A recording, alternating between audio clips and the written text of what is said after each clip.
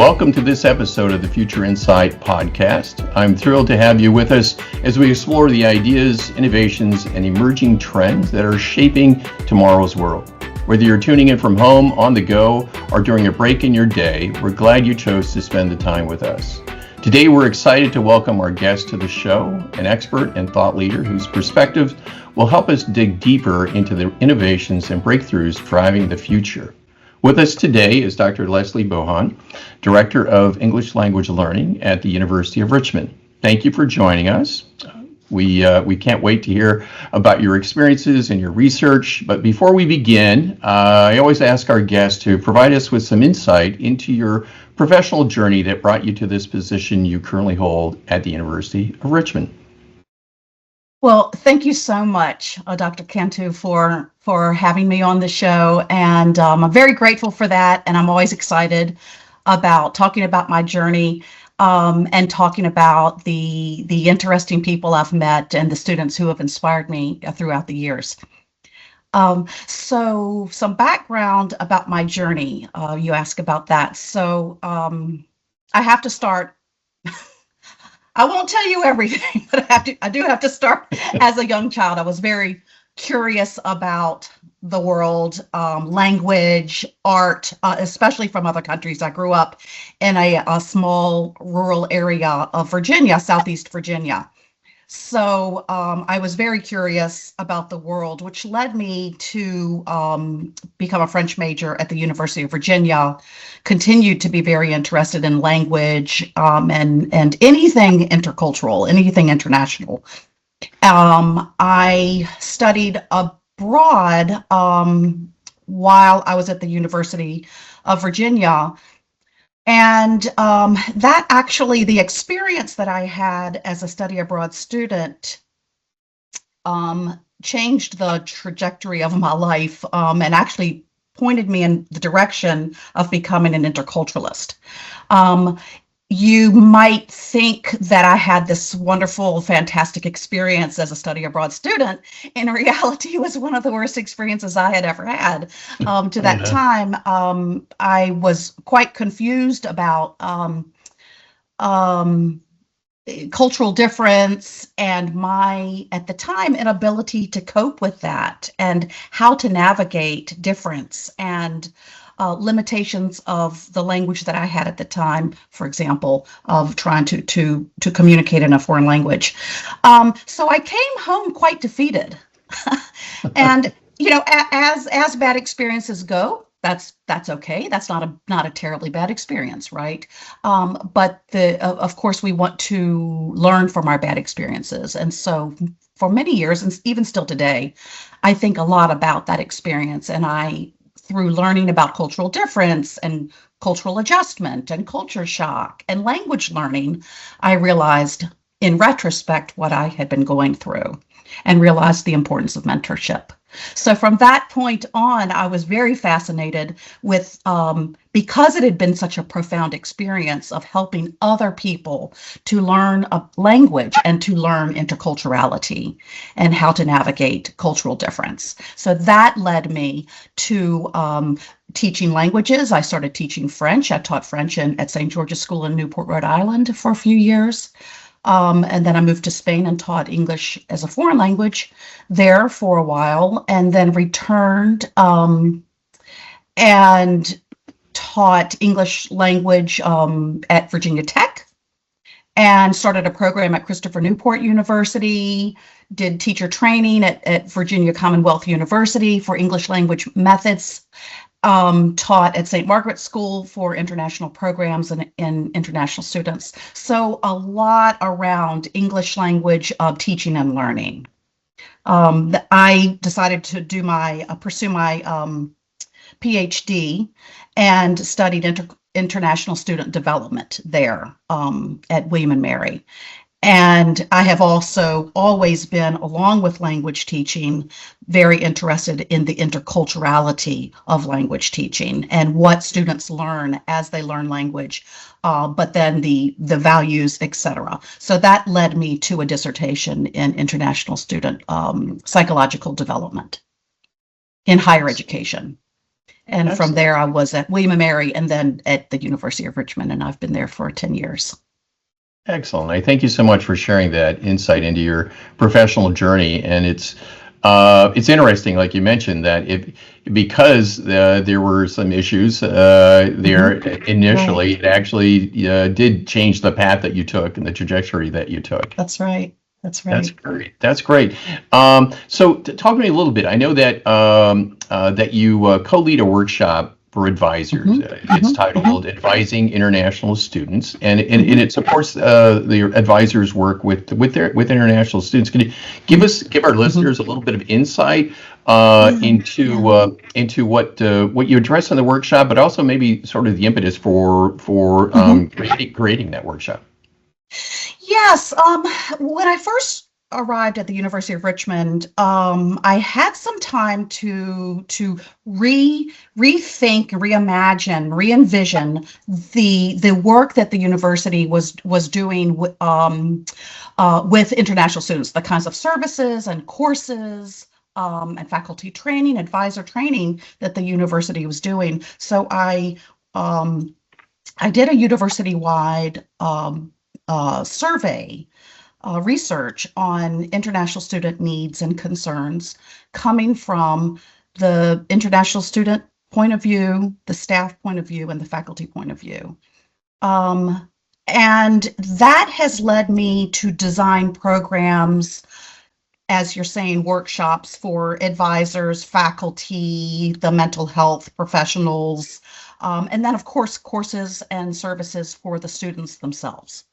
And so those needs that were identified in the research were academic needs, such as the conventions of U.S. higher education, writing, academic writing, understanding of resources at the university, academic discourse in the classroom, and the faculty, staff, and students all, for the most part, agreed on what they needed.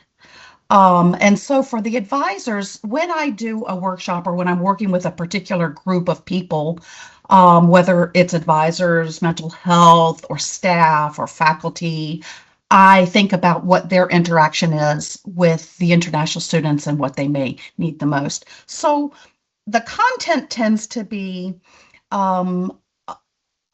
helping the faculty understand the stories and the backgrounds, academic, familial backgrounds and societal backgrounds of the international students we have at that university, the people they're working with. So they may understand some of the behavior that manifests from values and assumptions that our students bring with them from their communities, from their home traditions. So with advisors, it may be something along if a student may speak up about a concern or not, and how an advisor may be able to get the student to trust them enough that the students may perhaps share concerns that an advisor could help with. For faculty, it might be how faculty may expect an international student to interact with academic discourse, and what expectations those students are bringing from their home traditions, their home classrooms, expectations for themselves and their own behavior in the classroom, but also what the professors will be expecting from them. And for many of our students, those expectations are quite different. So that's very helpful as well for the faculty to understand where the students are coming from and how they can encourage their students to participate in a non-threatening way. So we work on a lot of that kind of group work, planting questions ahead of time, encouraging office hours for the students to come in and gain that relationship with the faculty member one-on-one, et cetera, and gaining confidence for those international students in the class. So it's these kinds of workshops are tailored to the group.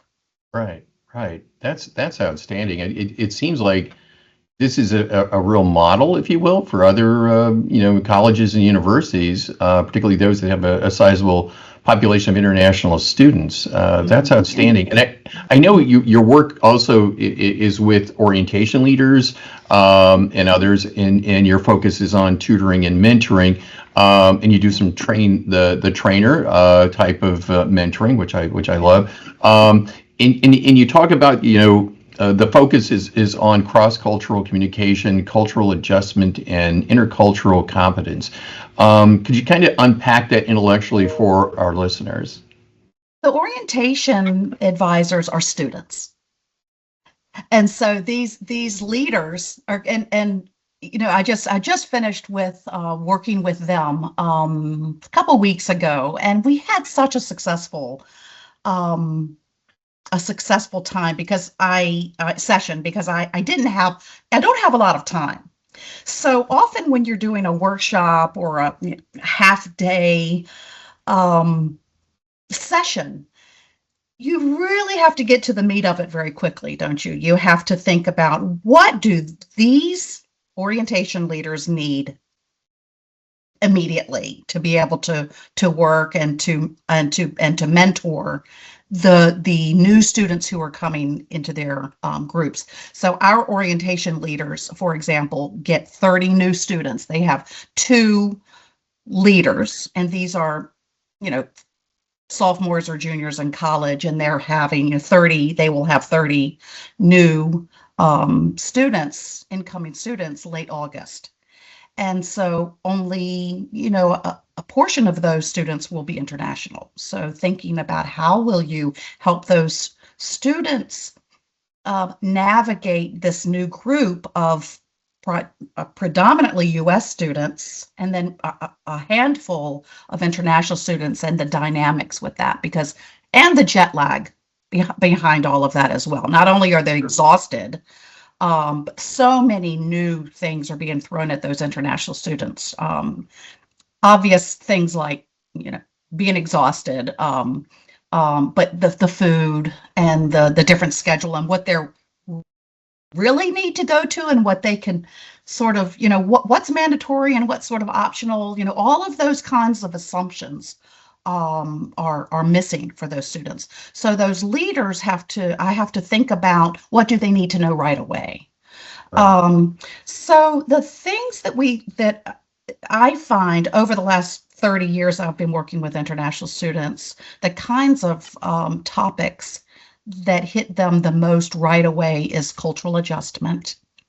And cultural adjustment is complex because it is understanding yourself first, and then understanding the new. Right. And so that's a lengthy and complex and very deep and profound learning process. But if I can help the orientation leaders and the students understand what that process looks like, not necessarily all of the lessons that you need to know, but what that process looks like. You might be familiar, I'll do it backwards for your audience. So, the honeymoon stage is the first stage of cultural adjustment. Honeymoon stage, excited, that's way high, really excited about your upcoming adventure. And then you get to your new place and you're exhausted, and the food doesn't, it hurts your stomach, and you don't understand the cultural nuances and cultural language that people are using, and small talk, and all these different aspects of US language in this case. And so within very quickly, students will drop into culture shock, stage 2, which is called culture shock, and that's the worst, which can lead to sleeplessness and lack of appetite, which also leads to bad grades and isolation, loneliness, etc. So, and then with time and mentorship, the adjustment process starts to level off a little bit into adjustment and acceptance towards the end, which can take months.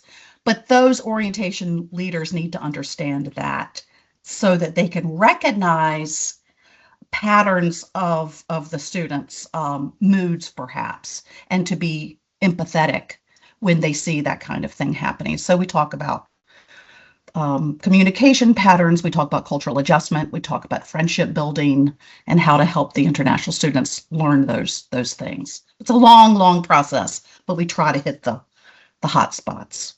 Right. It really is sort of a nexus of different disciplines. There's, It is. I've taught at the high school level, all of the social sciences, sociology, psychology, That's right. history. It all sort of comes together in terms of what you're doing and what you're trying to emphasize to, in this case, to the orientation leaders. You are so correct on that. When I was working on my dissertation, I remember telling myself, I didn't realize I was going to have to learn so much psychology. Because it was student development. So I learned self-authorship theory in order to be able to understand the students' cognitive, interpersonal, and intrapersonal development. And so you learn these, student development theories, and self-authorship was the one that I chose to focus on. But yeah, and it's the language learning, it's the psychology, it's intercultural learning, it's all, you're right about all of that. Education, right? How people learn. So yeah, absolutely. Absolutely. I know that you also created and you administered a university-wide survey to assess the needs of international students. That's So right. could you talk a little bit about maybe a little bit of insight to the instrument that you used, but then also in terms of the results of the survey and what your takeaway was from the information you received? Yes, and that's the one that I mentioned earlier. So I developed the survey myself through research, a lot of research and literature reviews about common international student needs and concerns in higher education in the United States. Right. And so I based my survey on academic, language, and cultural needs. So for the academic needs, the staff, faculty, and students all agreed that the U.S. academic writing conventions were the highest need, what they felt like that they needed the most from the academic. Second was academic discourse. So expectations of faculty, expectations of the students. For language, it was academic discourse. Also trying to understand nuanced language in English, such as small talk. Some of these cross-cultural communication conventions, patterns. So for in English language, for example, well, we have ritual, which is, hi, how are you? And the students would say, for example, I don't know why people don't stop and listen to my answer when they ask me, hi, how are you? But they don't stop. They just keep walking. And so, these kinds of language nuances came up also in the survey. Okay. And also students not knowing about resources that are available to them at the university. So as a result of my findings, I created the programs around the services and courses around the findings, what was needed the most. So for example, we have a writing course that is designed just for international students, and I take it from a cultural general way of looking at how is writing constructed in lots of different cultures, because international students need to learn and need to be admired for the fact that it's not a deficit model, it's an additive model, that Right. you have a repertoire, writing repertoire from your home tradition, and you're learning another set of conventions from this tradition, and you're adding. So you are a multicultural writer. So we have a writing course for international students. I focus mostly on the research paper. And we have a U.S. culture class where we learn a lot about U.S. cultural conventions of U.S. culture, assumptions, values, but we also look at their own. So when I'll have 15 students in the class and maybe 13 different nationalities.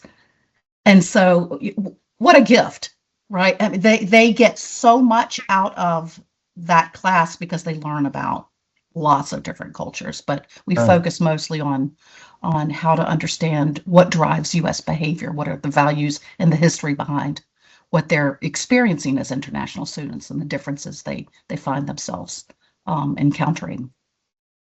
That's so great. The courses, and then of course workshops and things like that as well. Right. That's a tremendous value then in guiding what you've done there over the last few years. I also was intrigued by your emphasis on community outreach. In particular, there's a University of Richmond high school student cultural exchange. Could you provide our listeners with a little bit of insight into that program? And I think I'll just say the takeaway first about something like this. You would be shocked at how one encounter can mean the world to a high school student or an elementary student. One encounter. And so I encourage people to reach out and share the wealth of the international student body with the community in some way, because even short interactions make a big difference. Okay, so that's sort of the preachy part of that. But the logistics is, in my culture class, I do a section on education. What is the education system in the United States? What are they emphasizing? Why the focus on critical thinking? Why the breadth of classes? Early in the career. What are the values and assumptions behind that structure? So we learn about that. Take a couple of weeks to learn about that, but then create an opportunity for us as a class to visit a local high school. And I work with, for example, there was an international club in that high school. And so I worked with that advisor, and we created a program where the students would have a little panel first. The international students would have a panel, and the U.S. students would ask them questions, but then we broke down in small groups so that they could really have some time one-on-one with each other. And both parties get so much out of that. And it encourages, when we come away from it, we ask the U.S. students, what did you get out of this? What's a takeaway? Right. And they say, I really want to go study abroad now. Wow. And if we can inspire students to get out and be curious, this is the idea of my mission as a mentor and someone who is trying to promote intercultural competence in my venues and education. Then that's great. And I do think that these small encounters like this make a world of difference. Absolutely. It does open up doors of opportunities to them that they may not have thought of otherwise. So I agree completely. You've been involved in a number of international education projects, if you will, global projects. I know that among the places that you've been engaged have been China, Vietnam, South Korea. Ukraine, Egypt, Indonesia. So could you give our listeners a little bit of insight into what types of consulting, what types of projects that you were engaged in these various countries, and how what you did there helped to inform you and guide you relative to your work back here in the United States? So those projects have all been education focused. So either English language or English language teaching and learning, working with students, or working with faculty, or working with both. And so I'll just highlight a few of those projects. For example, I'm getting ready to send my fourth group of interns to Indonesia for the summer to work with an English language institute. That institute has about 400 very motivated post-secondary English as a foreign language students. And my interns attend courses with the master teachers, attend the classes, and support the master teachers with drills and with authentic language and role playing and things like that. My students tend to be the students who are coming out of my ESL pedagogy class.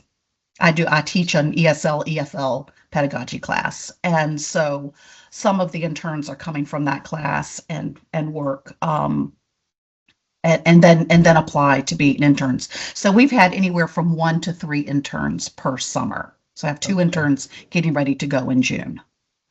These interns are funded by a grant that the University of Richmond makes available for students for summer work. Nice. So luckily, it's a opportunity that any student would be able to pursue, apply and pursue. So that's one of them. In that, I was telling you I teach an ESL, EFL pedagogy class, and in that class, I partner also with this post-secondary English Language Institute, and we do a little practicum, online practicum with those students. So even, how I was saying that even small interactions like this can make a world of difference in prompting and strengthening students' curiosity about things beyond their community. And that one does wonders. So we have 4 sessions where my students create lesson plans and then have 5 Indonesian students and work with them online. So that's been another way of for Ukraine. A colleague and I were invited by the State Department and the Peace Corps collaboration to support principals and English language teachers from all of the oblasts in Ukraine. I think this was in 2017, and they were launching a new Ukrainian schools where they were revamping their entire K-12 public school system. And so they were looking at things like inclusivity. They were looking at better communicative language teaching methods. They were thinking about how to create welcoming schools to be more inclusive. And so they were bringing in people, experts, to support the teachers. And that was really, really fun. I loved working with the teachers. They were very excited about it also because of the fact that the entire country, there were representatives from every oblast there, and they felt that community and the importance of that emerging, national unity and the excitement around creating this new system. One of the things I did for that, which was really, really fun, was my kids were at a school here in Virginia that really had a wonderful atmosphere. And so I went and videotaped, just like with my phone, and interviewed the principals and, how do you create such a welcoming community? Right. And, interview just real life, the teachers and then I got a translator, and everything that she said, I had subtitles in Ukrainian. And that was something that they can keep permanently. Right. But they loved that sort of hands-on, that they got to see very simple ways that school, like a case study, that school had created a welcoming environment. And then, of course, my work with the teachers, the English language teachers, was great, because we talked about methods and different strategies they could use to promote communication in class and get the students to speak. Excellent. No, I appreciate that. And again, as you were talking about, the program that you have, in Indonesia, and students getting to go there, it's almost like you created. My son did after he graduated from college, did a student Fulbright. Yes. And it's almost like it's a condensed Fulbright experience for your students. Yes, and several of my students. So one of my interns is going for a Fulbright. She just got accepted, and she's going. Another one got to the semifinals. And then one of the first interns is in Peace Corps, doing the same thing. So outstanding. Yeah, it has led to these, and I think that these fantastic experiences that the students are having look very attractive on their applications for Peace Corps, Fulbright, Boren, and a lot of these other competitive programs and awards.